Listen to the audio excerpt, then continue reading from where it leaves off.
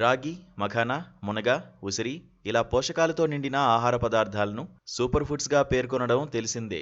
రాజ్గిరా కూడా ఇదే కోవకే చెందుతుంది. ఇది అమరాంత్, సూడో మిల్లెట్ గాను ప్రసిద్ధి చెందింది. వరి, జొన్న, మొక్కజొన్నల కంటే శక్తివంతమైంది. ఇందులో పోషకాలు అధికంగా ఉన్నందున రాజ్గిరాని రామ్దానా అని కూడా అంటారు. దీన్ని క్రమం తప్పకుండా తినడం వల్ల శరీరంలో జీవక్రియ మెరుగవుతుంది. అందుకే ఉత్తరాదిన చలికాలంలో వీటి వాడకం ఎక్కువగా ఉంటుంది. రాజ్గిరా తోటకూర కుటుంబానికి చెందింది. అందుకే వీటిని అమరాంత్ గ్రెయిన్ లేదా తోటకూర విత్తనాలు అంటారు.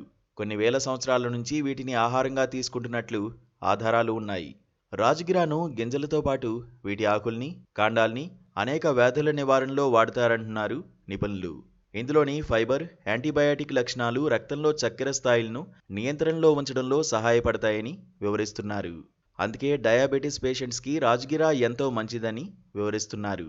అంతేకాకుండా ఇది గ్లూటెన్ ఫ్రీ ఆహారం కాబట్టి గ్లూటెన్ అలర్జీ ఉన్నవారు కూడా దీన్ని తీసుకోవచ్చని సూచిస్తున్నారు. వీటిల్లోని ఫోలేట్ గర్భిణులకు మంచిదని సూచిస్తున్నారు. ఇది రక్తంలో ఉండే చెడు కొలెస్ట్రాల్ను తగ్గించి మంచి కొలెస్ట్రాల్ను పెంచడంలో సహాయపడుతుందని వివరిస్తున్నారు. దీనిలో ఉండే పోషకాలు గుండె ఆరోగ్యానికి మంచిదని తెలియజేస్తున్నారు. ఇందులోని కాల్షియం, ప్రోటీన్లు అనేవి ఎముకల ఆరోగ్యానికి, పటుత్వానికి చాలా అవసరమంటున్నారు. అంతేకాకుండా రాజ్గిరా జుట్టు రాలడాన్ని తగ్గించి బలంగా పెరిగేలా చేస్తాయని తెలియజేస్తున్నారు. అయితే కిడ్నీ సమస్యలు ఉన్నవాళ్లు రాజ్గిరా ఎంత మోతాదులో తీసుకోవాలో సంబంధిత డాక్టర్ సలహా తీసుకోవాలని సూచిస్తున్నారు.